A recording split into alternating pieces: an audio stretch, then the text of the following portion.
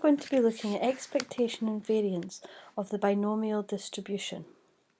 So we remember from our last time we defined the binomial distribution as B, and it has the parameters n and p, where x is a discrete random variable,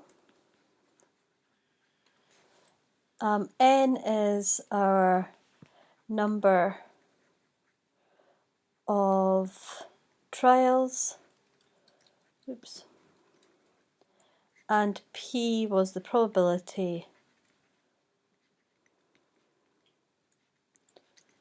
of success.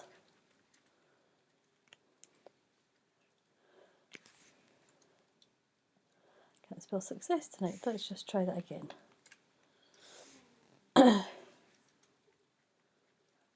There we go. Now we can apply to our binomial distribution. We can use these two parameters to find the expectation, which remember we defined as the long-term average value,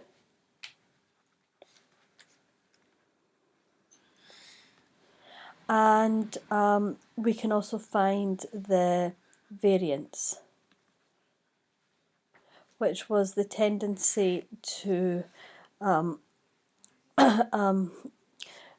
the spread away from the mean. It's a measure of the spread from mean. So if we have this as our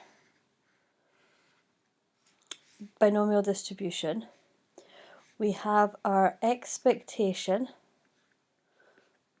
of x, or expectation,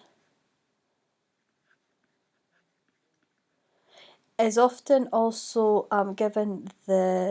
is often denoted as mu. So if you see mu, that's the expectation, and that's calculated by n, so the number of trials times the probability, and we have our variance of x, and that is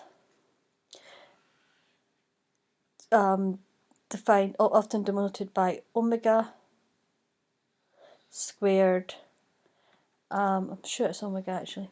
I'll need to check that Greek letter. NP 1 minus p, and remember we defined 1 minus p as q in our previous video, where this is the probability of it not being a success. That's the probability of a failure. So let us look at an example. So given that distribution has 12 trials and a probability of 0.3, find the mean, the variance, and standard deviation. So in this question, the mean is the expectation. So we have our expectation is NP, so it's just 12 times 0.3, which is 3.6. Our variance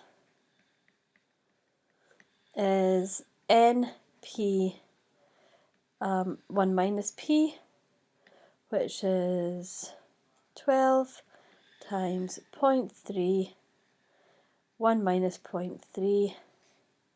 Working all that, we get 2.52, and remember our standard deviation is the square root of the variance, which is square root of 2.52, which is 1.59 to 3 significant figures.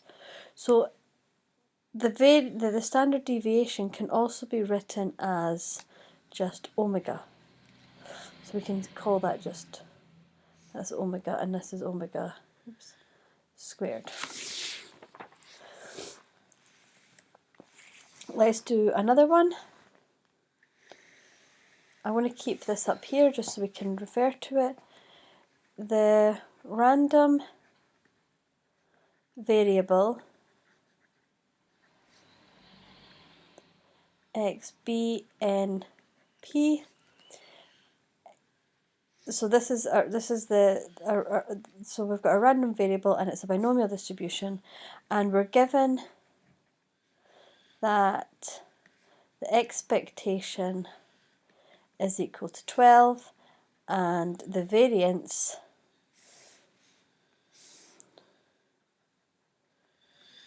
is equal to 7.5. So we want to now find, firstly, the values of n and p, and secondly, the probability when x equals 11. So we know the expectation is equal to np, and the expectation we're given is 12. That equals np. And we know the variance is equal to npq, and that's equal to 7.5. So we can substitute np into here, so 12q equals 7.5, so q must equal 12,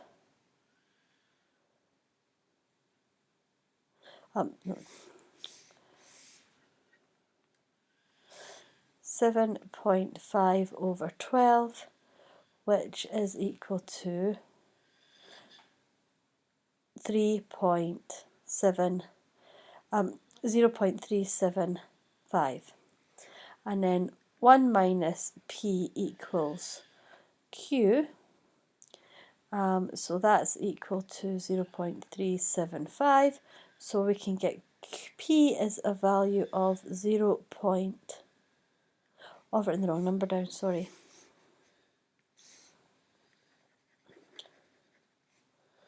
I was looking at my notes wrong. So q is 0.625, 0.625, and so p is going to be 1 minus this was 0.375 is our value for p. Now we know our expectation is 12 times np, so this is going to be n times 0.375, and therefore n will be equal to 32 by 12 divided by 0.375. Now if you get a decimal, because the probability might be you may have rounded the decimal up, so you might not get an exact value for n. You need to round it to the nearest whole number. Now, the probability for when x is 11 is going to be given by n r p. Oh, get my p's and q's muddled up.